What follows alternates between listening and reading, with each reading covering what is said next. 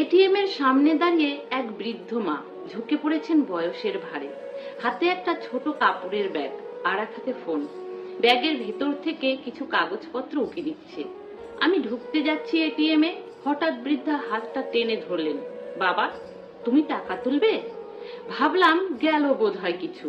বললাম হ্যাঁ, বলুন কি চাই। আমার ধারণা মিথ্যা প্রমাণ করে বৃদ্ধা বললেন, আমার কিছু টাকা তুলে দেবে বাবা? আসলে আমি ওই ঘরে ঢুকতে ভয় পাই, কিন্তু আমার টাকার খুব প্রয়োজন। বললাম চলুন ভেতরে। না বাবা, আমি ওই ঠান্ডা ঘরে যেতে পারবো না, আমি বাইরে থাকছি, তুমি তুলে এনে দাও। এই বলে আমাকে কার্ডটা আর পিন নম্বরটা দিয়ে দিলেন। আমি তো অবাক, এইভাবে এটিএম এর পিন কেউ কাউকে বলে দেয়?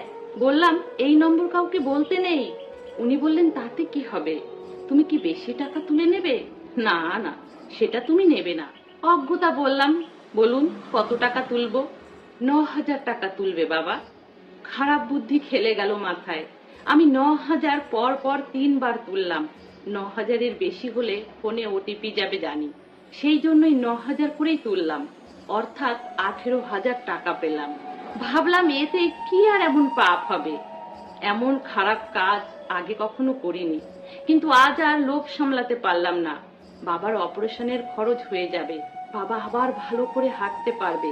নিলাম টাকাটা। গরিবের সবসময় নীতি দেখলে চলে না।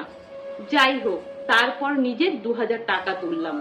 বাইরে বেরিয়ে 9,000 টাকা বৃদ্ধার হাতে দিয়ে বললাম, নিন আপনার 9,000 টাকা, এবং কার্ডটাও ফেরত দিলাম। বৃদ্ধা হাসি মুখে টাকাটা নিলেন এবং অনেক আশীর্বাদ করলেন। তারপর বললেন, এতগুলো টাকা নিয়ে একা যাব? আমার একটু ভয় করছে, তুমি একটু যাবে সাথে বাবা? ওই সামনেই বোসপাড়ার বোধোদয় ক্লাবের ওপরে আমি থাকি। নিচটা ছেড়ে দিয়েছি ক্লাব করার জন্য। অনেকদিন ধরেই বলছিল ছেলেগুলো, ভাবলাম দিয়ে দিই। অনেক ছেলেরা থাকে ক্লাবে সব সময়, ওরাই তো আমাকে দেখে অসময়ে। একা মানুষ, কি করতাম অত বড় বাড়ি দিয়ে। ওই যে টোটোটা যাচ্ছে, ওটাকে ডাকো। উঠে বসলাম টোটোতে। বৃদ্ধা খুঁটিয়ে সব জিজ্ঞাসা করতে লাগলেন। বললাম আমি একটি বেসরকারি কোম্পানির কর্মচারী, মাইনে খুব বেশি পাই না, বিয়ে করেছি, একটি ছেলেও আছে, ওকে স্কুলে ভর্তি করব এবার। বাবাও অসুস্থ, প্রায় নিয়ে যেতে হয় হাসপাতালে, স্নায়ুর সমস্যা।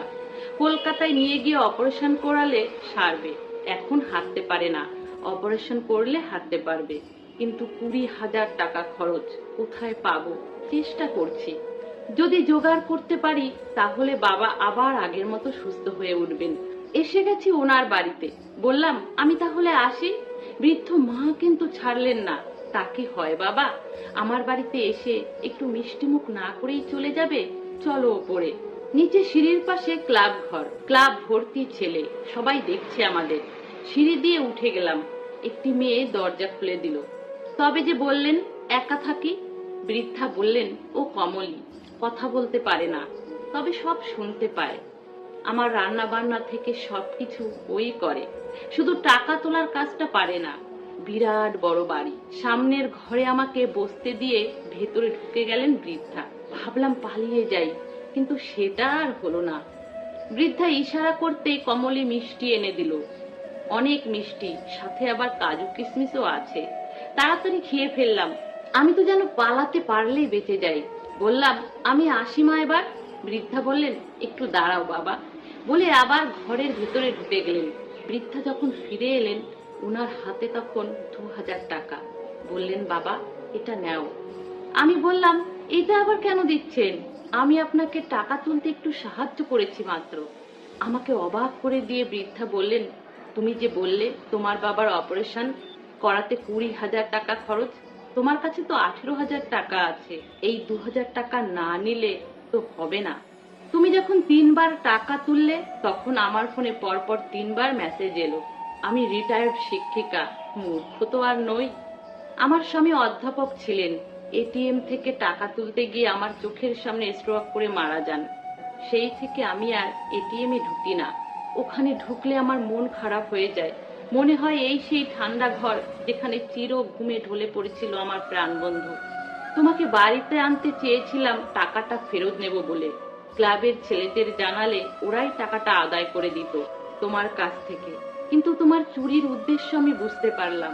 আর এটাও বুঝতে পেরেছি তুমি চোর নও, ভীষণ ভালোবাসো তোমার বাবাকে। যে সন্তান চুরি করে বাবার চিকিৎসার জন্য, সে তো চোর নয় বাবা, সে এক অসহায় অসমর্থ সন্তান, যে ইচ্ছে থাকলেও বাবার চিকিৎসা করাতে পারে না। আমি নতজানু হয়ে বৃদ্ধ মায়ের পায়ের কাছে ব্যাংক থেকে নেওয়া টাকাগুলো রেখে পা দুটো জড়িয়ে ধরে বললাম, আমাকে ক্ষমা করে দিন মা, আর কখনো এমন করব না। উনি আমাকে তুলে বুকে জড়িয়ে ধরলেন। আমার দু চোখ দিয়ে জল পড়তে লাগলো। চোখের জল মুছিয়ে দিয়ে উনি বললেন, যাও বাবা, বাবাকে সুস্থ করে তোলো, আরো টাকা লাগলে আমাকে বলো। এক করুণাময়ী নারীর মাতৃস্নেহে স্নান করে শপথ নিলাম, জীবনে আর কোনো দিন কোনো অন্যায় কাজ করব না। তাহলে বন্ধুরা, গল্পটা যদি আপনাদের ভালো লাগে তাহলে প্লিজ লাইক করে দেবেন, কমেন্টে আপনাদের মূল্যবান মতামত জানাবেন। সকলে ভালো থাকবেন, সুস্থ থাকবেন।